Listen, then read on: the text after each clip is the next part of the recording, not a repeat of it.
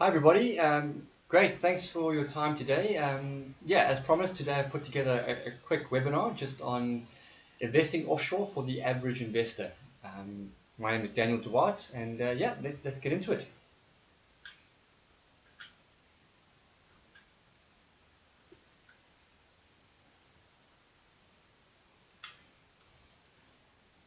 So who am I? As I said, my name is Daniel Duarte. I've been practicing as a financial planner since 2008. I have an honors degree in economics. I've also done my postgrad diploma as a certified financial planner. And yes, if you want to just find out a bit more about me and the processes that I follow and the services that I offer, please visit www.danielduarte.coza and you can check that all out. Great. So, what's my mission? So, what do I do? So, what I really strive to do is to help people live the best life possible now and in the future with the money they have available. So part of planning to live your best life requires investing your money in such a way that you give yourself the best possible chance of reaching your future lifestyle goals. So my mission, therefore, is to help you demystify the offshore process and show that it's no longer only something available to wealthy individuals. Anybody can do it now. Companies have jumped on board and really simplified the process, which is what I want to run through with you today.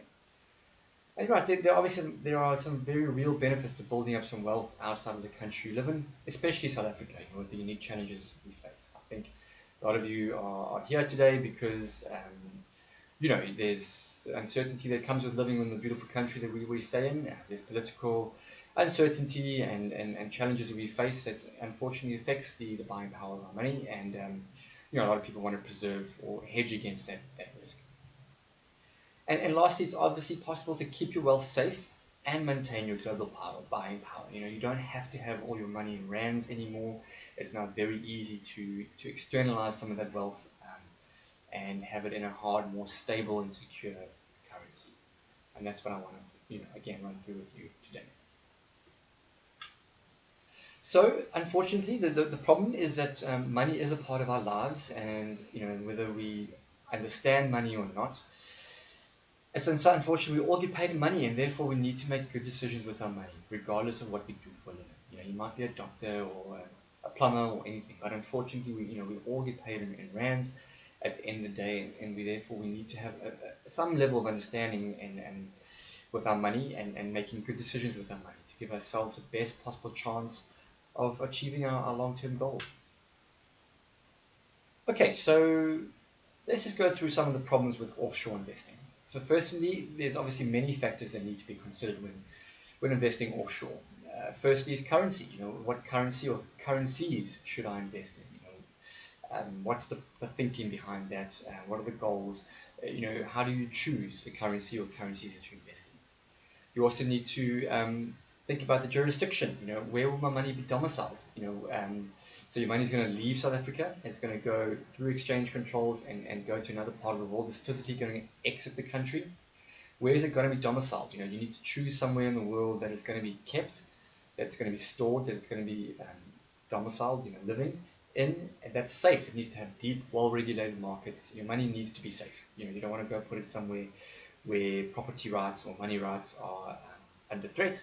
It needs to be somewhere where your money will always be your money and property rights are maintained. Taxes, and I'll go into this a bit deeper later on, but yes, when you're investing offshore, there's taxes to consider. There's something called probate tax, CITES tax, as well as other general wealth taxes that you need to consider when investing offshore. Wills, do you need an offshore will? Some parts of the world you require an offshore will to deal with your offshore assets. That obviously costly and needs to be drawn up correctly so that there's no holdups upon death. So again, do you need a will or don't you need a will? That's something you also need to consider. And then lastly, from an estate point of view, what happens to your assets when you die, your offshore assets? Do you want them to be protected? Do you want them to come back? Do you want ownership to be transferred? So, is estate duties and estate considerations even something that you want to factor into the process? So, again, some of the things. So these are just the things that you need to think about when investing offshore. As you can see, there are many different moving parts and many things that need to happen to get the offshore process kicked in and working smoothly. So as I said, with taxes, taxes is probably one of the biggest considerations when investing offshore. Again, depending on the structure that you use, um, there could be some general wealth taxes, interest tax, dividends tax, capital gains tax. So these are the things that you know here. But if your assets are now offshore, you need to go through the process of declaring that to SARS, getting statements and collating everything and bringing it through to SARS attention. So you need to think of those general wealth taxes that you need to have an understanding of. There's some unique taxes as well that are offshore taxes that we don't obviously have here. First one being CITES tax, and that's similar to what we call state duty, and it's levied in many jurisdictions, the UK and America, for example, and it can be as high as 40%. So there's unfortunately CITES tax, the site of the asset, and that's something you need to consider upon death. What are the CITES taxes, and then probate. Probate is a procedure where your will is approved by a legal authority as a valid and last will of a deceased estate. So it's a legal process, and it's time. It takes time and it's costly, and it's just a process of validating your will. Again, it's a tax and that is levied on offshore assets. Now that we know some of the issues with regards to investing offshore, let's actually talk about what is offshore investing. So, my definition of it's a process where your money physically leaves the country and is invested in another hard, more stable currency. And there's three ways to obtain this offshore exposure. Firstly, we all get R1 million single discretionary allowance, and that's per person. Okay, so it's sort of like your holiday allowance or voluntary money allowance. If you want to go overseas on holiday and take 40 or 50,000 rand with you for the 1 week or 2 week holiday, that money all accumulates towards your R1 million discretionary allowance. So we can all move R1 million a year, no questions asked. You don't have to declare it to SARS, you don't have to get clearance, you just simply transfer the money. So we all get 1 million each to do that. Once you've used your 1 million, you also have access to a further 10 million rand foreign investment allowance. Right, and this allowance you have to obviously get a clearance for from SARS. You need to go through a clearance process, make sure there's no taxes owed. SARS will then clear that money and then to be transferred, and then you can transfer it over. So we all get basically 11 million rand a year each that we can move offshore. So that's generous. That will cater for most people. Um, that's enough per year to move a sufficient amount of wealth, should you want to. And then lastly, asset swap. Asset swap is so it's not really offshore exposure per se. It's not your money actually physically leaving the country and investing into a more stable currency. Um, an asset swap is probably how you're currently getting most of your offshore exposure in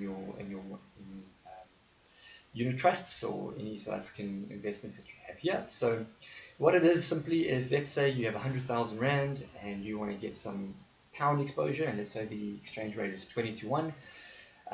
So you have 100,000 rand, and there's someone in the UK who has 5,000 pounds and wants to get some rand exposure. So you want pound exposure, the other person wants rand exposure. So basically, the insurance company or the fund manager comes together and says, "All right, this money's not going to leave the country physically, but let's just say I have this 100,000 rand. You give me all the profit to your 5,000 pounds over there, and I'll give you all the growth and profit on my 100,000 invested over here. So we'll each still own these amounts of money, but I'll be entitled to all the growth on your pounds, and you'll be entitled to all the growth on my rands. So it's just an asset swap. We're swapping the growth essentially. So that money is not actually physically leaving the country. The risk with that is that, yes, it always has to come back into rands. Right? So if any growth that you get will obviously appreciate with the pound, the pound rand exchange rate. But when you want to realize that money, it always has to come back into rand. So it's actually not leaving the country physically. It is a form of offshore exposure, but it's not in the true sense of the word. It's not actually buying a more hard, more stable currency. Why? So why even invest offshore? What's the reasons for going offshore? Well, there are a couple. First one is future cash flow needs. So some goals like immigration or overseas education require hard currency investments. So um, if you, let's say you want to send your kids to a varsity in the UK when they're older, you can start accumulating those pounds now and start sending them over annually and building up that money so that you have the money available when you go. Or if you're immigrating, if you're immigrating to I don't know, Australia, for example, and you want to slowly start to move your wealth from rands into Aussie dollar, and then so the money's available for you in dollars, when you eventually immigrate. That's another reason. Okay, so political climate, high unemployment, low GDP growth, and politics can obviously affect the rand. It can cause it to depreciate. Therefore, holding your money in a more hard, stable currency hedges yourself against this risk. Concentration risk. South Africa makes up less than 1% of the global GDP. It makes sense to hold some of the biggest companies in the world, like Apple, Amazon, Microsoft, in your portfolio. Why do you want to have all your wealth essentially in the JSE top 40, which is just the 40 blue chip companies that make up 1% of the world's GDP? Having exposure to some of the biggest companies and economies in the world, makes sense from a concentration risk point of view. And then lastly, diversification. Holding your investments in one part of the world and in one currency is not fully diversifying yourself. Why not hold multiple currencies in multiple parts of the world and in multiple asset classes all around the world, fully diversifying yourself, putting your eggs in many different baskets, and again, just reducing the diversification risk that you face on your portfolio. So the offshore decision process, so I'm going to go through this in a bit more detail, but this is the process. So firstly, we need to assess how much you want to send, which assets are you going to buy, where in the world is the money going to go to, what structure are you going to use, and lastly, do you need any estate protection benefits? So let's look into those in a bit more detail. Okay, so first step. So you want to invest offshore, great. So how do we start the process? So the first one is, okay, well, how much are you going to send? What percentage of your portfolio are you going to take offshore? What's the reason? What's your strategy? What's your goal? We need to understand how much of money as a percentage of your portfolio you want to send, the reasons behind doing it, and the ongoing strategy with moving the money. So we need to first understand your intentions with that money. It's estimated in South Africa, it's estimated that high net worth individuals in the first world invest about 68% of their money offshore. In South Africa, high net worth individuals only invest about 14%. So we're very sort of conservative in South Africa, and we stick to the top 40.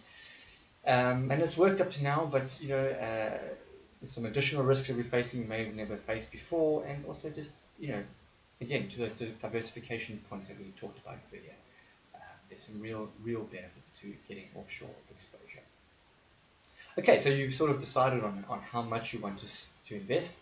You're then going to have to understand which assets do you want to buy. Do you want to buy property, exchange traded funds, individual shares, unit trusts, as well as which currency or currencies do you want to use? Do you want to use one? Do you want to use many? Pounds, euros, dollars? What assets are you actually going to buy with your money? What's your strategy? How does it align to your risk profile? What's the long-term goal with that money?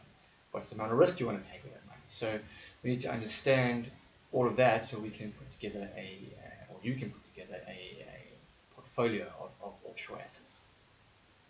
So you know how much, what you want to buy. You then need to understand where in the world is your money going to go. Where is your money going to be physically domiciled? Where is it going to live? There's whatever you choose. Obviously, you want your money to be safe. It needs to be somewhere safe and secure where your property rights and money rights are looked after. So you need to find a place in the world that ticks all those boxes. So you know how much, and you know what you want to buy, and you know where you want to buy. You then need to think about the structure you put that money in. Is it in your own name or is it in a structure? If it's in a structure, then which one? Is it going to be a wrapper, a trust, a pension plan.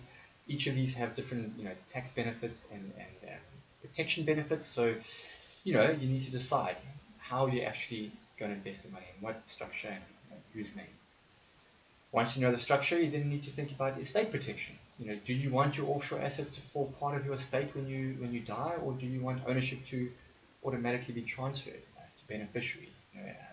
Again, if you want that automatic transfer, then the structures that cater for that. If you wanted to fall part of your estate and come back to South Africa, then again there are structures that cater for that as well. So how do you want your money to be protected upon death? That's something you also need to think about when going offshore. Okay, so the unfortunate reality is that we face some unique challenges in South Africa, and therefore externalizing a portion of our wealth, I think, is smart and it makes sense. You don't want to become a prisoner to the rand. You don't want to be wealthy only in South Africa. As the rand potentially depreciates with time, so you can buy less and less relative to the rest of the world in the rest of the world. You may be wealthy here, and your rands can buy a nice house here, and so forth. But when you want to take your money and maybe immigrate or leave, if you take your wealth and divide it by 20, as it is in some countries already, where does it leave you? Are you able to leave as a 45 or 50-year-old and go to the UK, take your wealth, um, convert it to pounds, and live comfortably off that money? Are you able to? So, if you don't think you are, then externalizing some of your wealth and hedging against that depreciating rand could really make sense. And the other unfortunate reality is that it is quite a complicated process if you're doing it on your own. As I've shown you, there are many factors you need to consider when investing offshore, and it is difficult when you're doing it on your own. So, it does make sense to go offshore, but it is quite a complicated process on your own. So good news. The good news is that our financial institutions have identified the need for a simple way to invest offshore for the average retail investor. Not everybody is financially savvy.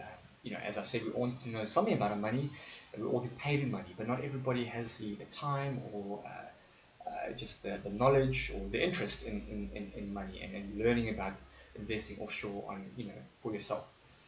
So, as I said, companies have come to the party. They've seen the need, and one of the companies that I sort of use and advocate for is Momentum, and Momentum have put together something called the Momentum International Endowment option. As I said now, guys, there are many different ways to invest offshore.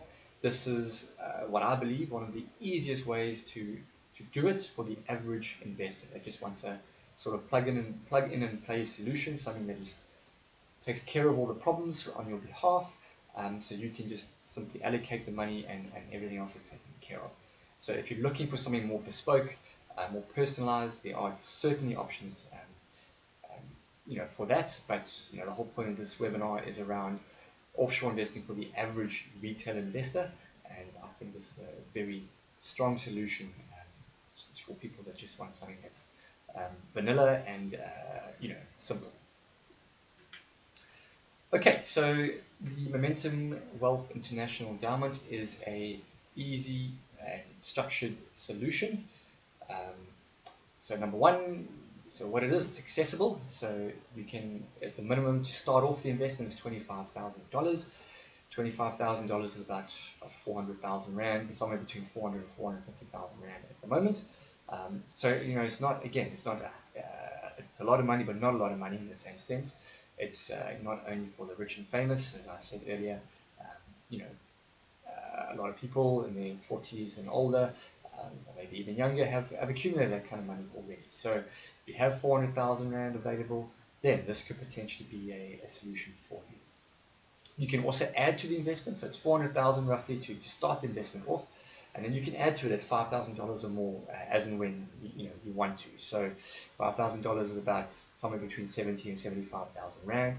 You can accumulate the money in the South African bank account. When you reach that that figure, you can then invest that money offshore and move it offshore into your portfolio.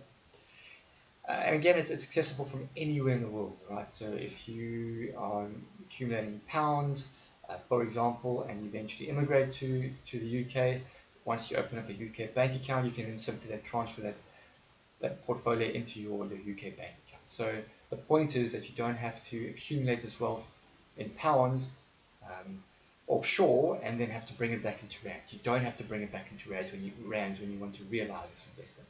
It can be transferred and paid out to you anywhere in the world. Okay, so it's a really nice benefit. Okay, so number two, investment flexibility. Your money would be domiciled in Guernsey, and Momentum have chosen Guernsey as the place your money would be domiciled, and I'll get into why in a bit of time. You can also invest in multiple currencies and multiple asset classes. So you can hold pounds, euros, and dollars if you want, and different asset classes. Cash, bonds, property, equity. You combine various asset classes together, so it's very flexible. Multiple currency, multiple asset classes. Taxes, I think this is the biggest sort of pain point, pinch point, and benefit of this solution. It's all the taxes are basically taxed within the fund according to the 5-fund approach. Okay, so basically this is housed in an endowment, as in an endowment that you would understand in South Africa. And because it's housed in an endowment, it's taxed according to the 5-fund approach. And essentially what that means is that the tax is taxed on your behalf. It's paid by Momentum on your behalf. So whenever you look at the investment value online, it'll be net of tax. That tax has already been catered for. Okay, that means there's nothing that you have to do annually. You don't have to go and declare anything to SARS about the taxes or the income that you've earned. It's all been taxed within the fund. You just simply transfer your money over into your portfolio, and Momentum takes care of all the taxes for you. Okay, so it's a really, really, really nice benefit of the structure or the solution, that you don't have to worry about that annual issue of those wealth taxes and so forth. Okay, and then from an estate benefit point of view, in the solution, because of the solution and the structure that it's in, there's no probate or situs tax that you have to worry about. Okay, so the situs tax, just to refresh your memory, is similar to estate duty. There is no situs tax that you have to pay, to overseas institutions on this money, and there's no probate. You don't have to go through that process of validating a will. Okay, so because there's no probate, there's no need for an offshore will, because there's no process of having to sort of validate a will. So there's no offshore will needed. There's no probate to worry about, and no situs tax to worry about. And there's also transfer of ownership. So you can structure this in such a way that if you want ownership to be transferred upon your death, then you can. So, for example, if you can have a husband and a wife, or two spouses that are both joint owners of this solution or this investment, if one were to pass away, the ownership could transfer fully to the other spouse, and then once that spouse transfers away, you can nominate beneficiaries. So your kids, beneficiary of ownership. Your kids could become the beneficiaries of that investment. So basically, when one spouse dies, that full amount gets transferred to the other spouse, meaning that money doesn't have to be, converted into or liquidated and brought back into South Africa. The ownership just goes straight to the other spouse, so it keeps on living. The investment maintains and continues.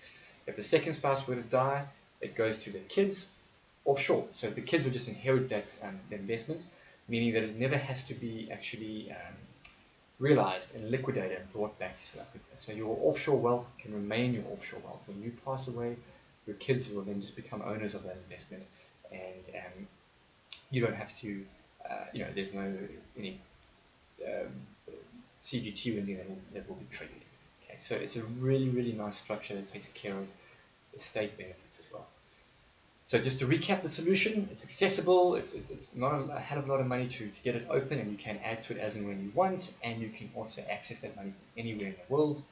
It's housed in Guernsey or domiciled in Guernsey, and you can choose multiple currencies and multiple assets to be put together to generate the return that you require. All the taxes are taken care of within the fund. There's nothing you need to worry about. It's paid on your behalf.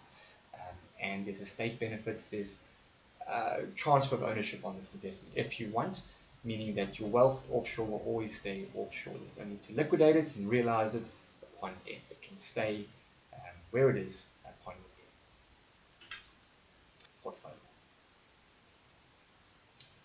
Okay, so what is the investment process? Well, so you've decided that you obviously want to invest offshore. You like the structure, you like the solution, and at Momentum Wealth uh, International Endowment, you like the solution and takes care of all the problems that you have that we face with offshore investing. So you want to go ahead. So how does that work? So the first thing we have to do is obviously some financial planning. We need to understand your goals, intentions, strategy with this money. Where do you want to invest? Why do you want to invest offshore? What's your risk profile? What return are you trying to achieve? What attitude do you have towards risk? So all of that will come together to understand your strategy.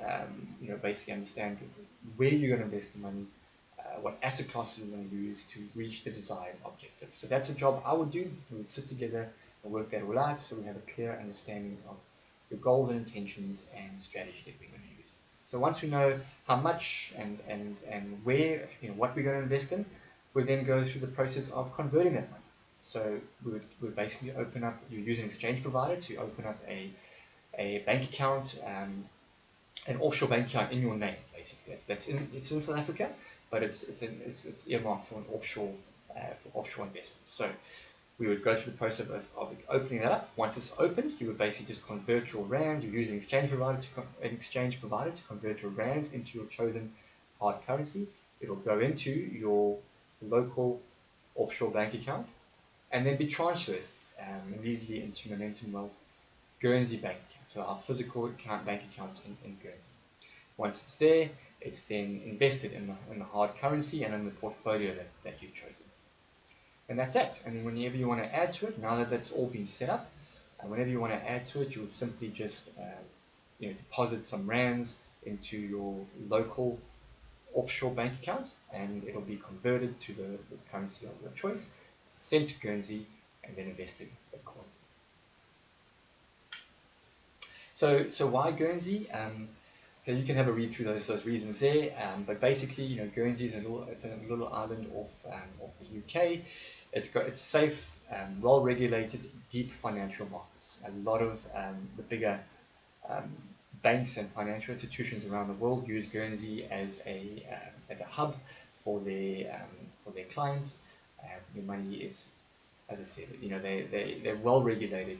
Your money is safe. It's one of the biggest financial centers in the world, and a lot of institutions use Guernsey as a place to domicile clients' money. So there's many benefits to domicile to Guernsey.